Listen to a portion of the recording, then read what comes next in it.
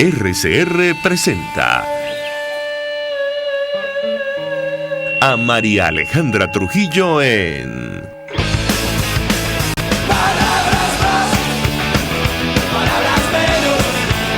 palabras menos. Palabras más, palabras menos.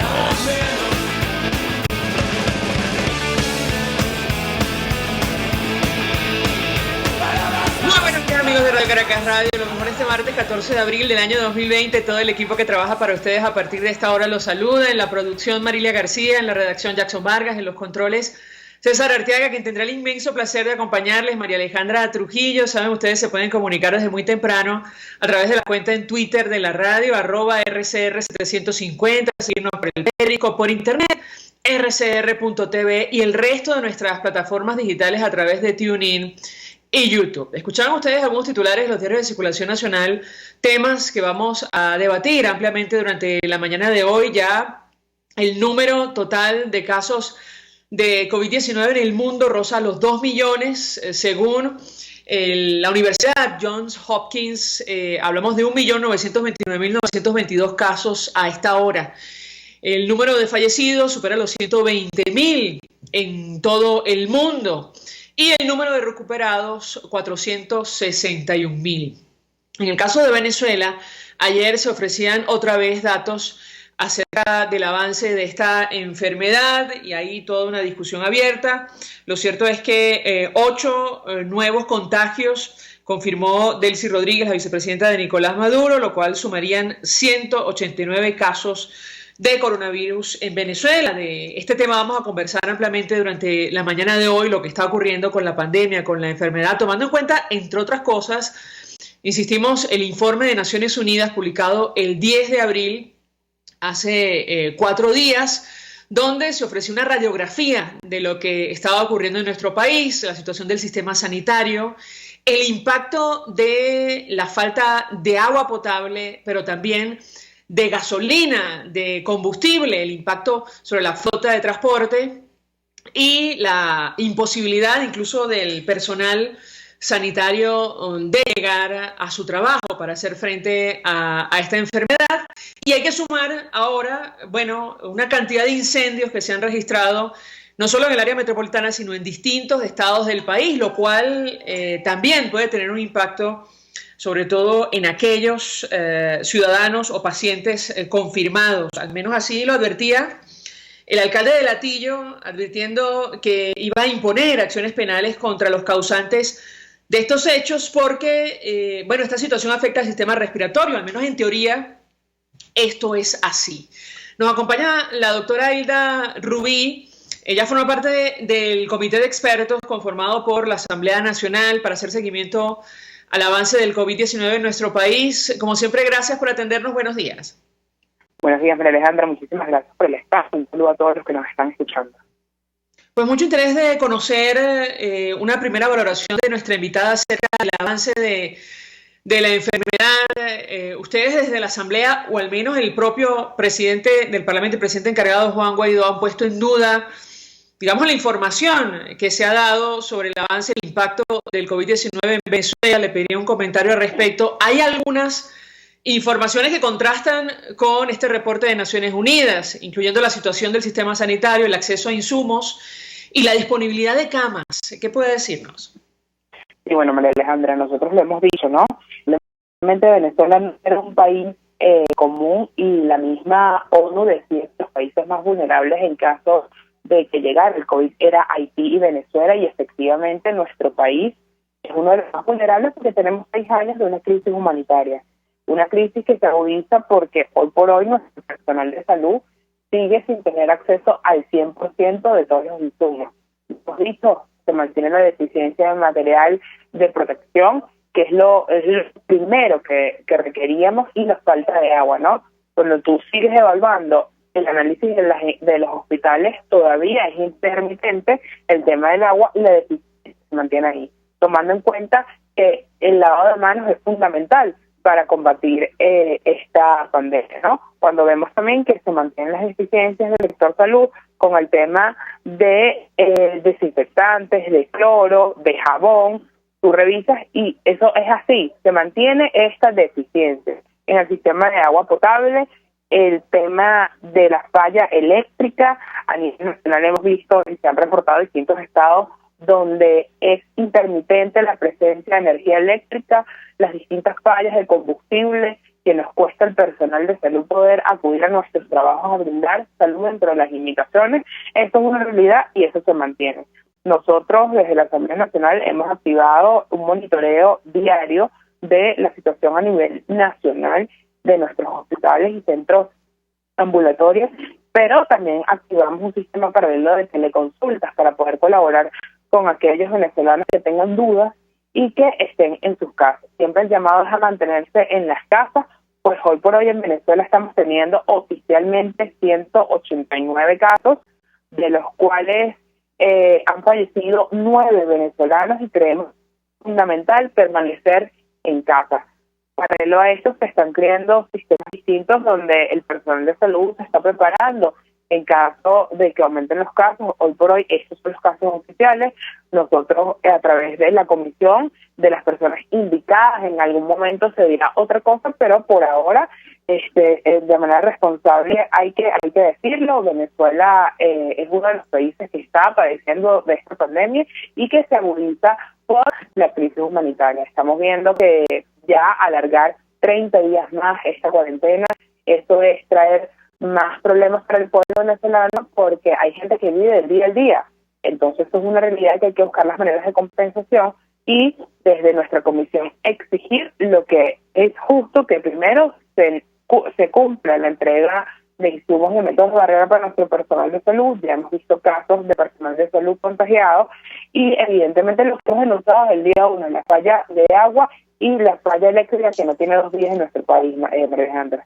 Es una realidad que está ahí, que la vivimos todos los venezolanos, que no es mentira y que el mundo está claro de esta situación.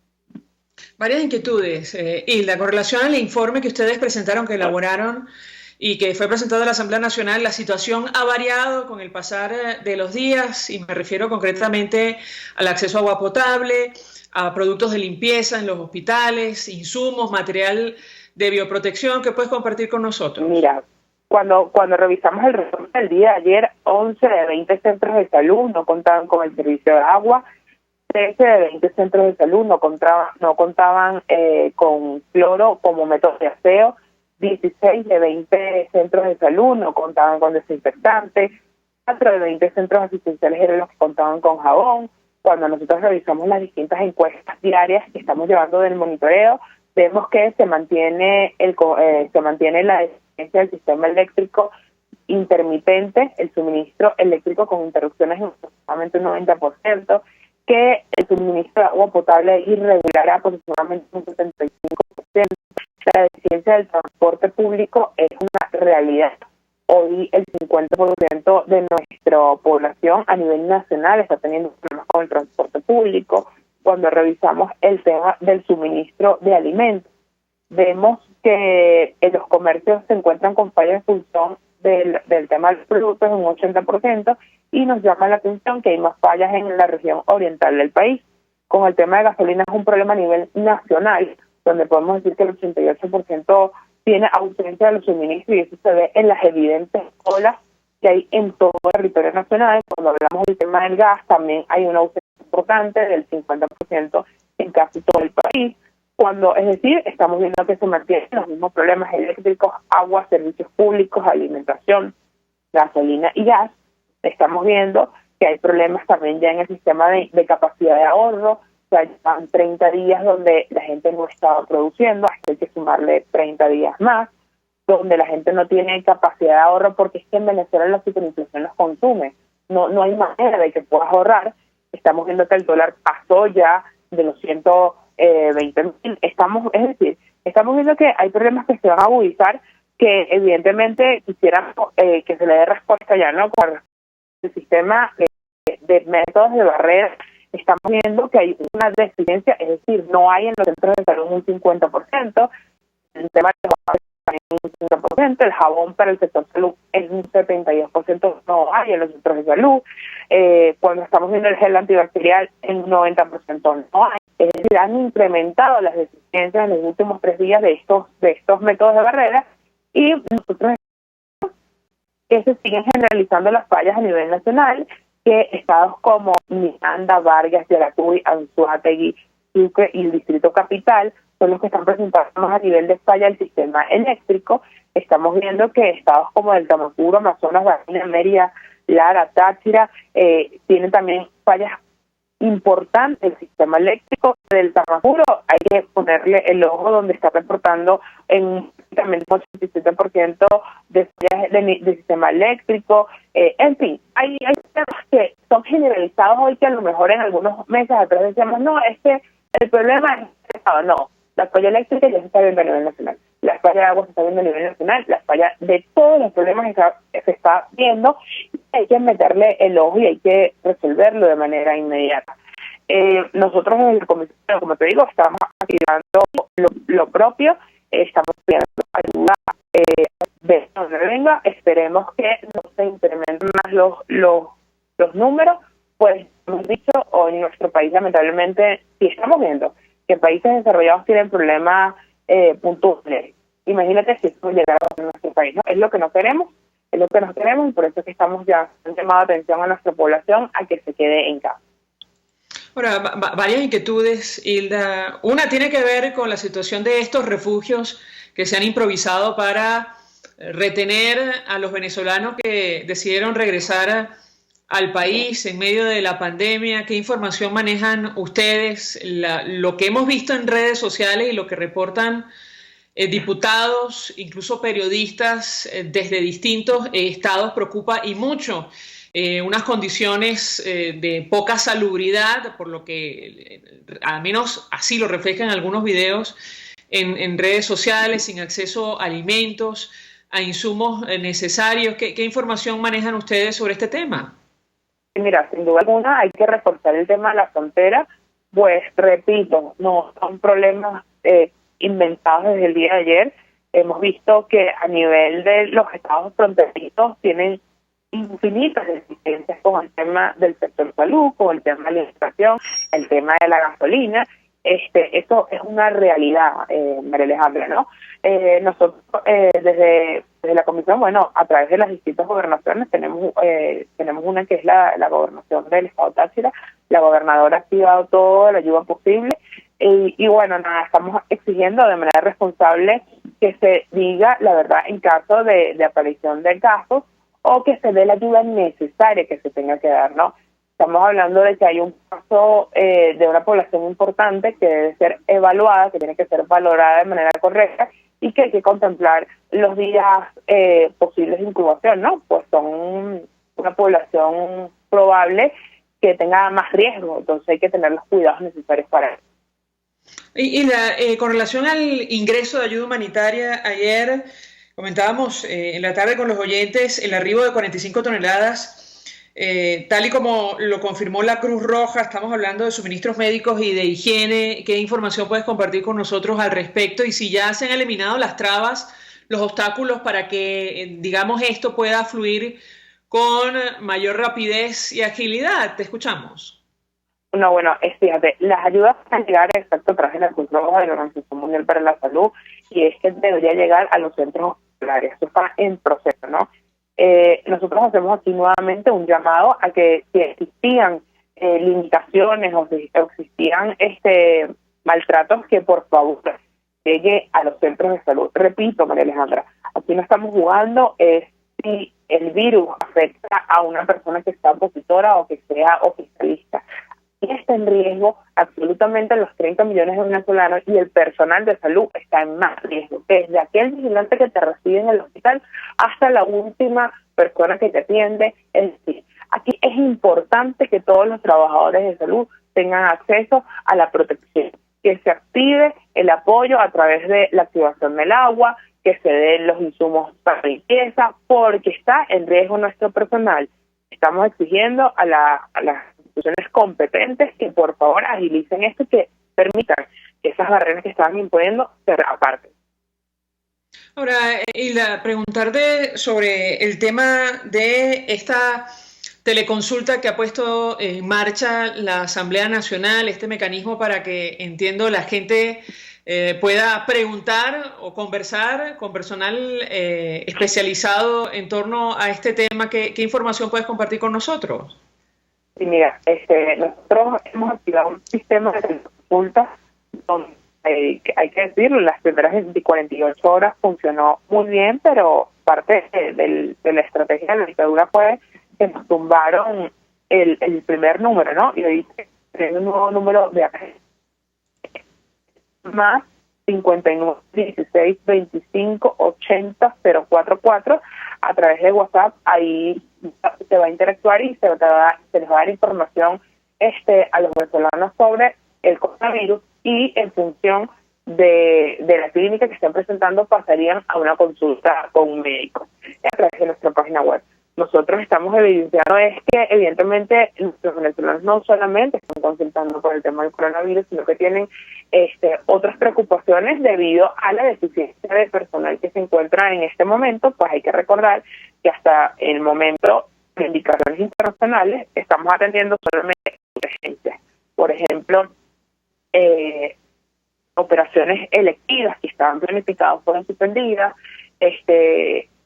Los sistemas de consulta están en verdad limitados por temas de movilidad y todo eso. Entonces ha sido una herramienta para colaborarle a nuestra población. Hilda, no sé si puedes repetir el para tomar nota. Me imagino que ustedes lo publicarán en la cuenta en Twitter o a través de las redes de la Asamblea Nacional. ¿A través de qué número se pueden comunicar los venezolanos que tengan dudas sobre el COVID-19? Sí, a través de WhatsApp. El número es más 59 16 25 80 044. 044.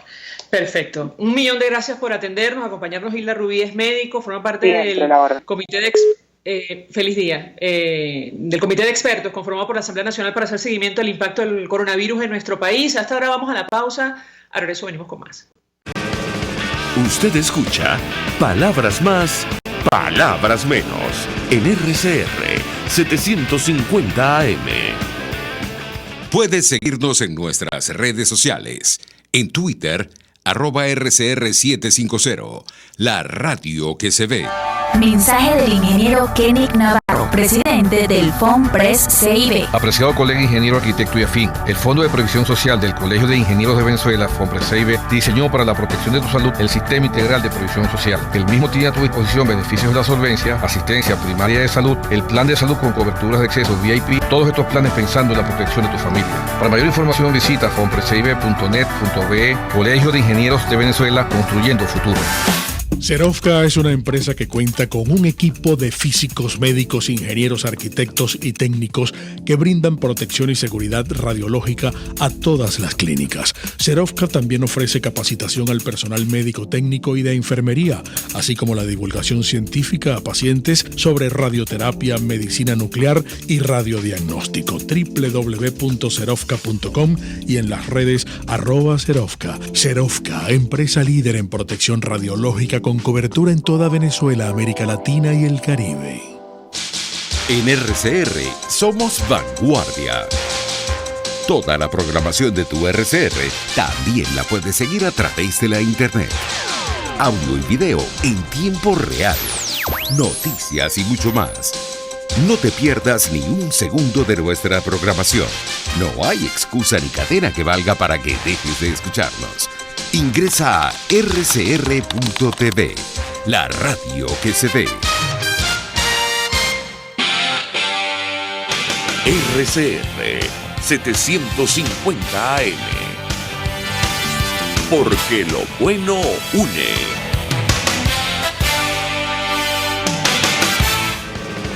Todos las piensan, todos las escuchan y María Alejandra Trujillo te las dice. Palabras más, palabras menos.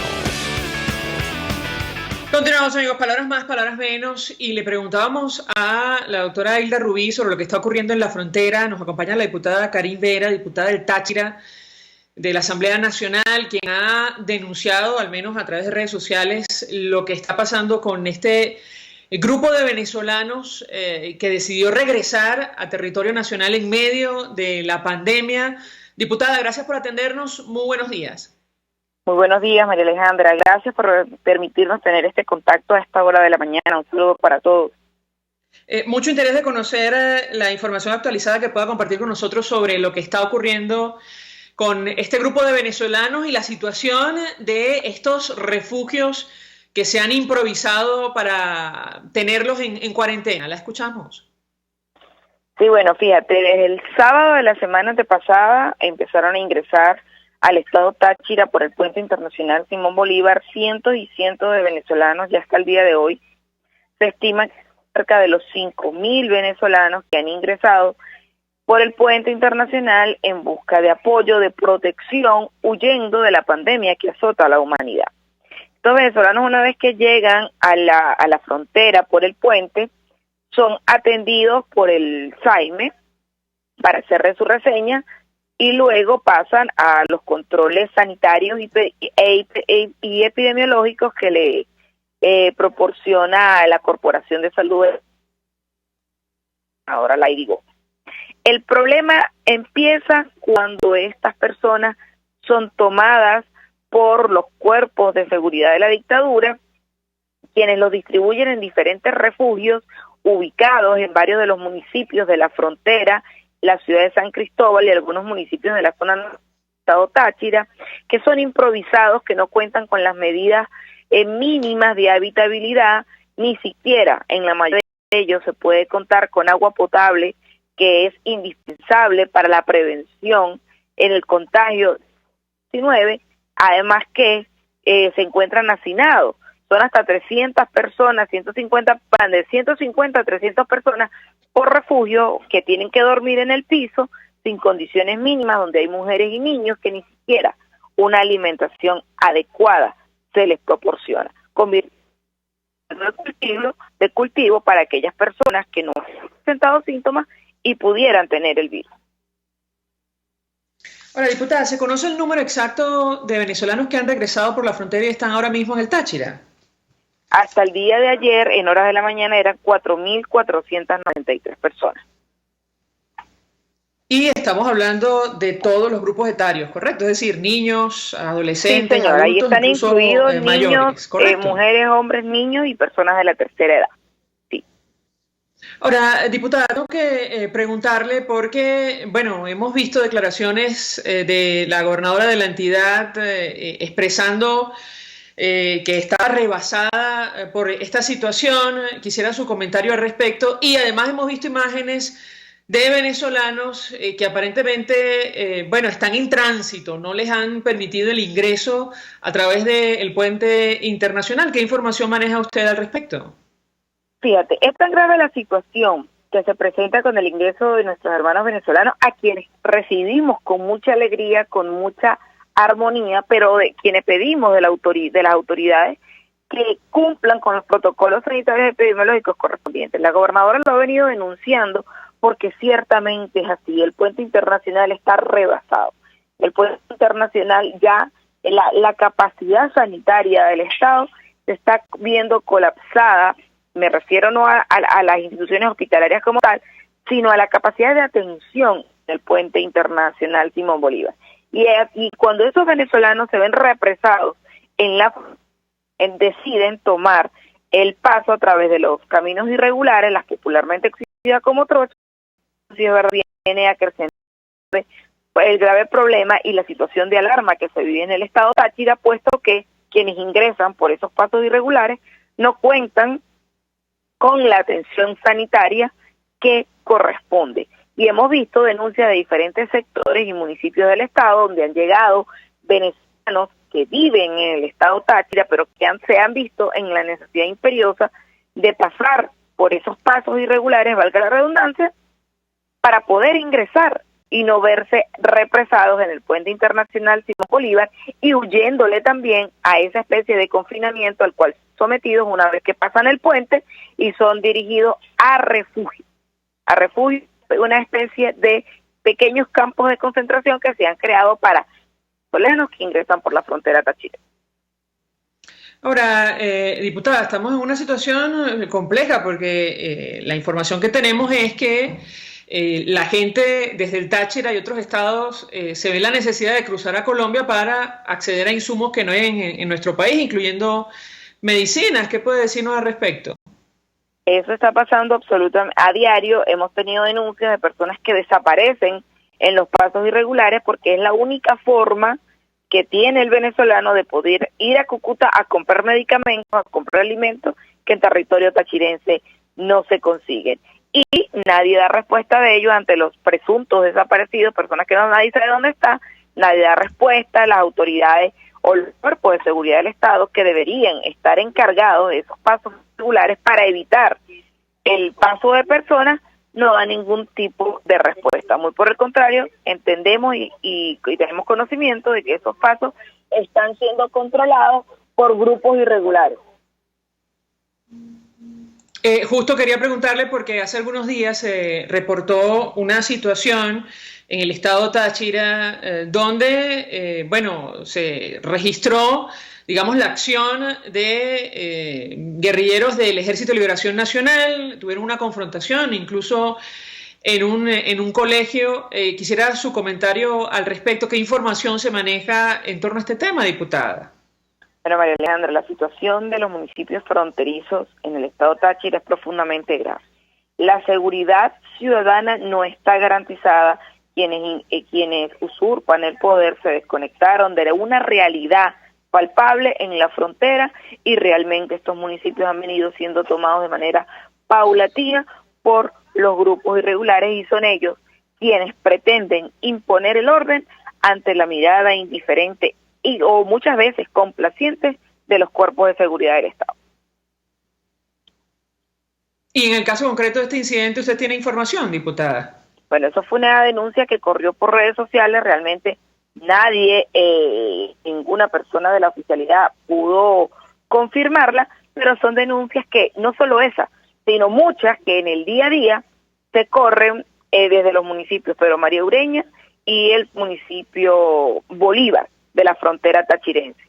Nadie lo confirma, pero tampoco nadie lo niega, es decir, todos pudiéramos estar al tanto de que esos son hechos que con cotidianidad ocurren en la frontera venezolana. Como ese, muchos sucesos han ocurrido donde se han visto involucrados grupos irregulares, no solo guerrillas, sino grupos paramilitares. Ayer el gobierno colombiano, diputada, pedía ayuda a la comunidad internacional para atender a los refugiados venezolanos, y conversando sobre este tema con el doctor Rafael Orihuela, él proponía la instalación de un refugio, incluso un hospital de estos que se han instalado en otros países, que se instalan muy rápido en la zona fronteriza del lado colombiano para atender a los venezolanos. Yo quisiera su comentario y si esta posibilidad, es cierta, es razonable, tomando en consideración las dimensiones de lo que usted está compartiendo con nosotros. ¿Qué puede decirnos? Bueno, toda la ayuda que reciba la comunidad venezolana ubicada en el mundo entero, no solo en Colombia, sino todo el mundo, es bienvenida y se ha venido gestionando a través de la Asamblea Nacional y el presidente Juan Guaidó. Lo que pasa es que en Colombia tenemos el mayor número de venezolanos que han huido de la crisis y se encuentran ubicados allá. Fundamentalmente en esos municipios fronterizos vemos como hombres, mujeres venezolanas viven del día a día, se dedican al negocio informal, es decir, venden chucherías, se dedican a la famosa paso de mercancía a través de las carretas, lo que nosotros llamamos los carretilleros, y así se dedican al trabajo diario y a lo que ganan diariamente. Algunos con la posibilidad y la necesidad de regresar a territorio venezolano y se ven obligados a sufrir lo que sufren una vez que pasan el puente internacional, pero viendo esa situación no se atreven, pero que padecen la falta de empleo y la paralización de actividades en toda esa zona fronteriza por el lado colombiano, y esos hospitales y esa atención que se les pueda brindar a través de los organismos multilaterales que están hoy en día trabajando para la prevención del COVID es bienvenida, porque estamos seguros que no solo venezolanos podrán ser atendidos en sus necesidades, sino otras personas de otras nacionalidades, incluso colombianas, que están en estado de vulnerabilidad. Diputada, vamos a compartir con usted, la audiencia, un video que publicaba Alfredo Ramos de la Causa R, quien fue alcalde de Barquisimeto.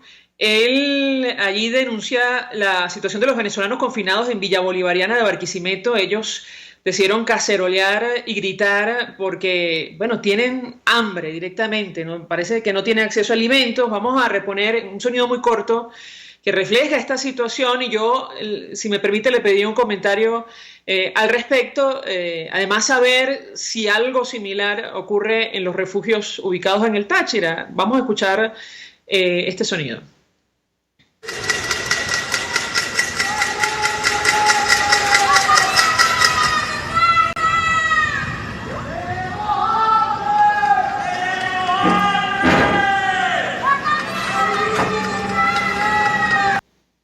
Bueno, esto es un video que publicaba, insistimos, Alfredo Ramos, diputada, de la Villa Bolivariana de Barquisimeto, donde han ubicado a un grupo de refugiados, de venezolanos que regresaron a nuestro país. Quisiera su comentario al respecto y saber si situaciones similares se repiten o no en los refugios del estado Táchira. La escuchamos. Es muy triste, María Alejandra, que todos esos venezolanos que huyen de la pandemia y retornan a Venezuela no porque quieren realmente, sino porque se ven en la obligación en vista de que se quedaron sin trabajo y han sido desalojados de sus viviendas, tener que llegar a su país de origen, a la tierra que los vio nacer, a que sean encerrados en refugio, confinados en refugio donde ni siquiera alimentación se les puede proporcionar. Eso que ustedes ven en el video y que yo escucho a través de ese audio es una constante de los refugios acá en el estado Táchira. Hemos recibido denuncias que desde el día sábado pasado, no este que recién pasa, sino el anterior, que llegaron a uno de los refugios en la ciudad de San Antonio, de Rubio, en el municipio de Junín, no habían recibido 3 días después sino una sola de las comidas diarias de la persona. Y esto ha hecho que muchos de esos refugiados se escapen de los refugios y estén deambulando por las calles del Táchira sin ningún tipo de control. Es muy triste lo que padece el pueblo venezolano, no solo el que está aquí, que no había atendido sus necesidades más inmediatas, sino aquellos que se vieron en la obligación de regresar y que pareciera que fueron confinados en campos de concentración, donde no son atendidos, sencillamente son como acumulados humanos, con la única intención de decir, aquí los tenemos. Se vieron obligados a regresar y ahí los tenemos. Finalmente, diputada, ¿qué puede compartir con nosotros sobre la situación del servicio eléctrico en el Táchira y otros estados en esta zona del país? La escuchamos. La tragedia en la prestación de servicios básicos en el estado Táchira es de señales, bueno, y no se puede ni siquiera mencionar de la gravedad que tenemos. Tenemos municipios que pasan 24 horas sin servicio eléctrico. El día de ayer, en horas de la noche, tuvimos un nuevo apagón, producto de la caída del servicio eléctrico, no solamente en el Táchira, en Mérida, en el Alto Apure, parte del estado Bolívar, y por vías no oficiales obtuvimos información por parte de algunas personas allegadas que están dentro de la industria eléctrica, que nos informan que el problema ya no es solo de transmisión, sino falta de generación por los bajos caudales en alguna de las represas y por la escasez de combustible. No, las plantas termoeléctricas no están generando electricidad. Es decir, que estamos al borde de un posible o un eventual apagón y nadie nos da respuesta. Hoy, cuando la familia venezolana está en casa resguardándose para evitar el contagio del COVID-19, tenemos constantes apagones que van desde 3 hasta 24 o 25 horas, nadie recibe respuesta, y a eso tenemos que sumarle la falta de agua, la falta de gas doméstico en municipios donde tienen casi que 8 meses que no se les suministra gas doméstico, y súmale la tragedia del combustible, que no es de ahora, sino que tenemos 18 años sufriéndola en todo el estado Táchira.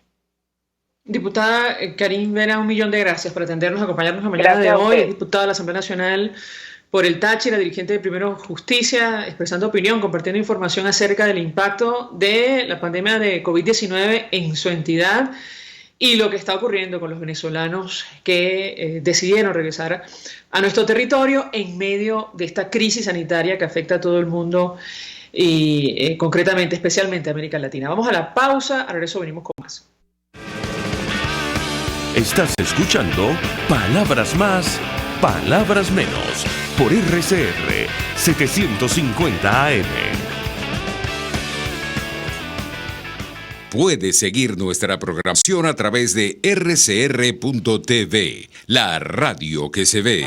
Mensaje del ingeniero José Peraza, tesorero del FOMPRES CIB. Estimado colega ingeniero arquitecto y profesional afín, el Colegio de Ingenieros de Venezuela y el Fondo de Previsión Social, preocupado por la salud de tu familia, ha diseñado un sistema de salud integral que coloca a tu disposición y que contiene asistencia primaria de salud, ambulancia, hospitalización, cirugía, oftalmología, dermatología, fisioterapia, psicología, odontología, farmacia y funerario. Para mayor información, visítanos a nuestros portales cib.net.be, fomprescib.net.be, Colegio de Ingenieros de Venezuela, construyendo futuro. ¿Te imaginas unos deliciosos y súper cremosos helados libres de azúcar, libres de lácteos, libres de huevos, libres de gluten, libres de culpas? Te lo tengo. Heladería Vegan Fruit lo hizo posible y aptos para todo tipo de personas. Los heladitos Vegan Fruit los encuentras en los mejores supermercados y tiendas de delicateces. Síguelos en las redes. @heladería Vegan Fruit. Amor vegano y cremoso. RCR 750 AM, porque lo bueno une.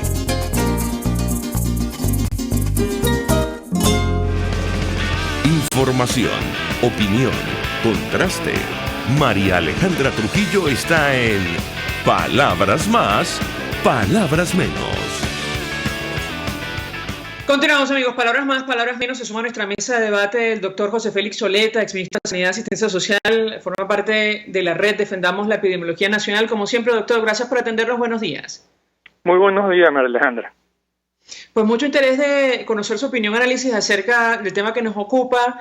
Iniciaría a partir de la información que se conoce, tanto la que ha compartido el equipo de Nicolás Maduro como la que refleja el informe de Naciones Unidas de la Oficina para Asuntos Humanitarios. ¿Qué puede decirnos? Lo escuchamos. Bueno, realmente hay algunos contrastes en relación con esto y depende de cómo se interpretan los datos. El gobierno habla de cientos de miles de pruebas rápidas y eso es lo que contabiliza, más de 180, 190 mil pruebas rápidas. Y todos conocemos pues las limitaciones que estas pruebas tienen. El informe de Naciones Unidas en relación con el número de pruebas realizadas es infinitamente menor. 1.779 pruebas hasta el 30 de marzo. Y probablemente se hayan hecho unas 1.000 pruebas más con técnicas. Así que hay una diferencia muy importante porque estas últimas pruebas que estoy diciendo son muy particulares, son las apropiadas para realizar la investigación de casos y la confirmación de casos, especialmente en los primeros 7 días de la enfermedad. Así que los resultados, pues naturalmente van a variar, van a ser muy diferentes en relación a la información que da el señor Maduro y la información que obtenemos de fuentes absolutamente certeras, precisas, y que son las utilizadas universalmente. Los países, por ejemplo, que tienen la mayor experiencia en realización de pruebas confirmatorias, como es Noruega, Alemania, Corea del Sur, España, Canadá, realizan miles de pruebas y, por ejemplo, para darle a usted un detalle, Noruega o Alemania tienen más de 11.000 pruebas por millón de habitantes y Venezuela, bueno, probablemente alcanza una cifra muy pequeñita de unas 60 a 80 pruebas por millón de habitantes. Así que eso va a redundar en la capacidad de diagnóstico, en la interpretación de los resultados y, por supuesto, en la vigilancia epidemiológica.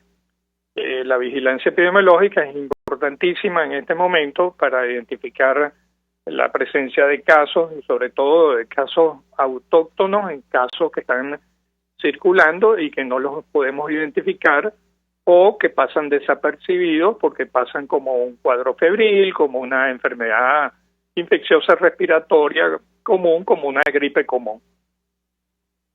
Ahora, doctor Oleta, tengo que preguntarle porque entendemos que esta época de cuarentena, la utilizan los países para prepararse, porque, digamos, las poblaciones no pueden vivir en confinamiento eternamente y manejar lo que puede ocurrir después que se levante, digamos, esta medida extraordinaria. En el caso de Venezuela, aparentemente no es así, o al menos así lo expresaba hace algunos minutos al inicio del programa Hilda Rubí, del Comité de Expertos de la Asamblea Nacional. Yo le pediría un comentario, también lo refleja de esta manera el informe de Naciones Unidas. ¿Qué puede decirnos al respecto? Porque la verdad preocupa y mucho cuando llegue el día de levantar el confinamiento en nuestro país y la situación, no haya variado demasiado con relación al sistema sanitario venezolano. Lo escuchamos. Sí, efectivamente, estas medidas de distanciamiento social son necesarias, pero no son las únicas y no pueden ser indefinidas tampoco. Su propósito fundamental es reducir el riesgo de contagio, riesgo que se produce en forma simultánea muy rápida y que produce la onda expansiva de la epidemia. Ese es el propósito fundamental, reducir la cantidad de contagios que se puedan producir en un momento dado y que colapsan el sistema de salud. Eso no ha ocurrido en Venezuela. Es posible que la onda epidémica ocurra en las próximas semanas y es razonable que las medidas puedan extenderse un poco más, pero no en forma indefinida. No es posible que una sociedad, que un país, que una nación pueda tener una situación de distanciamiento social indefinido, porque simplemente pues no puede sobrevivir ningún país en esas condiciones. Pero esa medida también busca que los preparativos se hagan de una manera apropiada para poder atender a las personas que requieran servicios en los hospitales o cuidados intensivos, o se desarrollen pues medidas que sean apropiadas de control y puedan destinarse los recursos de la mejor forma apropiada. Me refiero también a los cuidados del cuidador. Me refiero al personal de salud que tiene que ser protegido y hasta este momento no hay suficiente protección para ese personal. No hay equipos de protección, no hay tapabocas, no hay ropa especial, no hay ninguna de esas cosas que puedan ser usadas en los ambientes de trabajo y por lo tanto el riesgo de enfermar de ese personal es muy alto. En consecuencia, todas esas cosas deberían estar haciéndose en este momento. El mayor esfuerzo no es contar las cifras de 1, 2 o 8 casos. El mayor esfuerzo que el gobierno tiene que hacer en este momento es dedicarse a mejorar los ambientes de los hospitales, mejorar las condiciones de cuidados intensivos, garantizarle la atención debida de calidad a los pacientes que tengan que ser ingresados. Ese es el esfuerzo fundamental que en este momento tiene que hacerse, amén de hacer una educación apropiada al público en general. Le debo señalar algo que está ocurriendo y que me preocupa, y es el daño social y el daño moral que pueden recibir las personas que ya superan la enfermedad y que son estigmatizados, que son obligados muchas veces a permanecer hospitalizados sin necesidad, que son confinados en hospitales a pesar de que no tienen síntomas, cuando pueden estar perfectamente en su casa.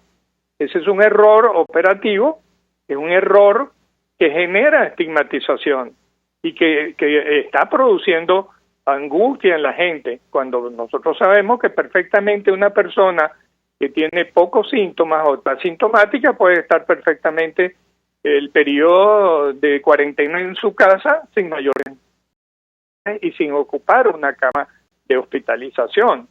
Así que son cosas que son, yo diría que son fundamentales en este momento para educar a la población, para orientar a las personas, para que se evite la estigmatización y para que se utilicen adecuadamente recursos del Estado para la atención de los pacientes que lo requieran.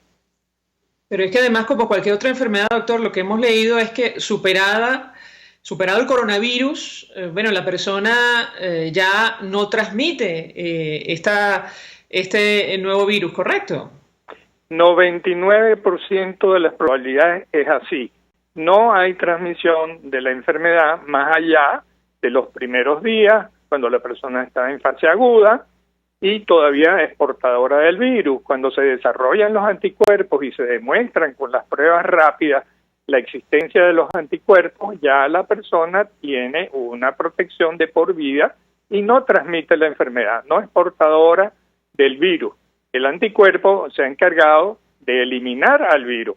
Y ese es un punto fundamental. Ya después de 14 días de la persona totalmente asintomática, es esperable que la persona no tenga la capacidad de transmisión de la enfermedad a otras personas en contacto íntimo, ni siquiera en contacto a distancia.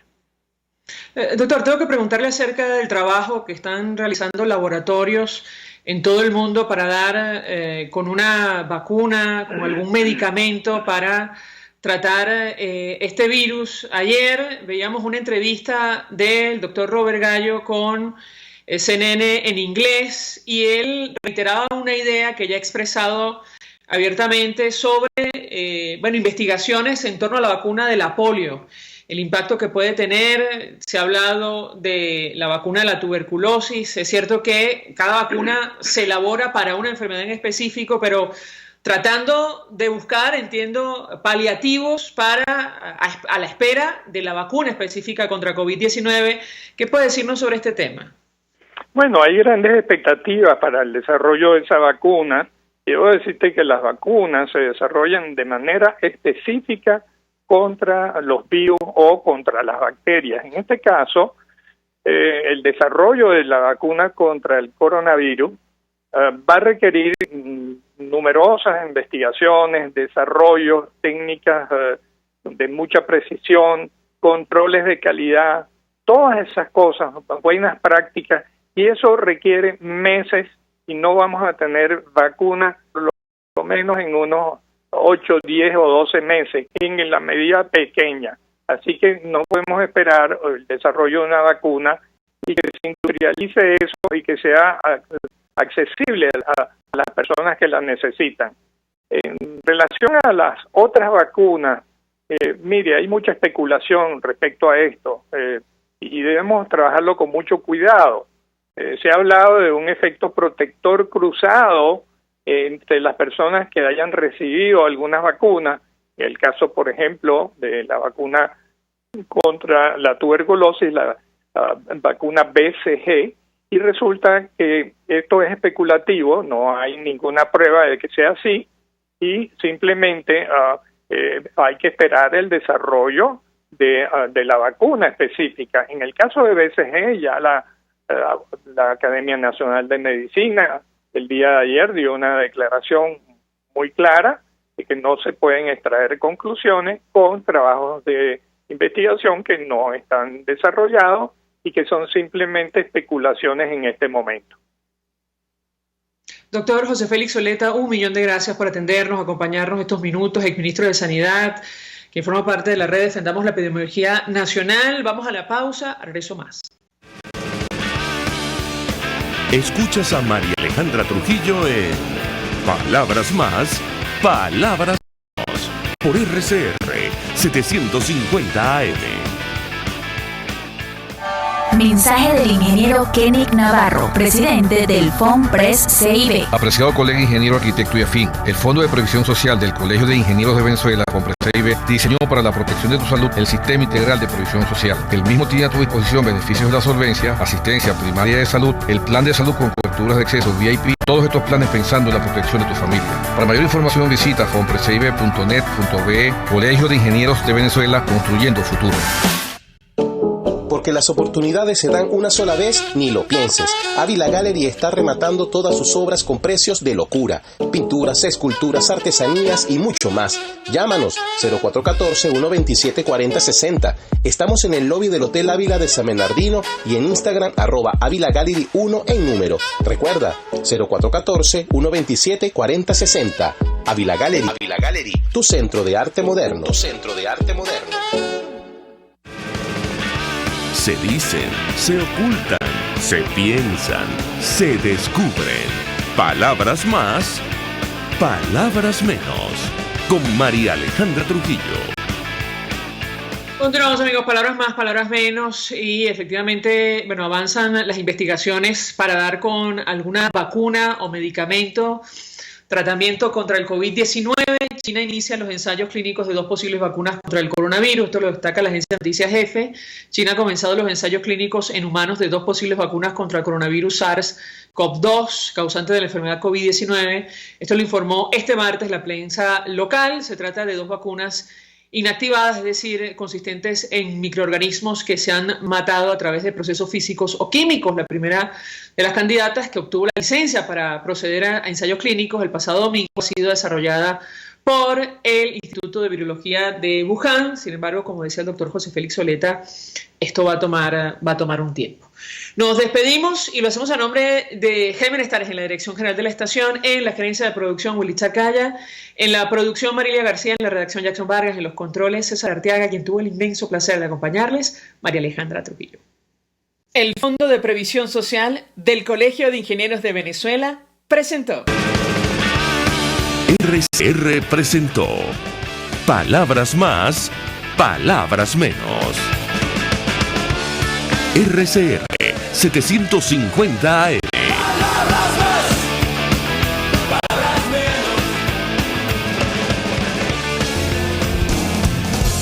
RCR 750 AM.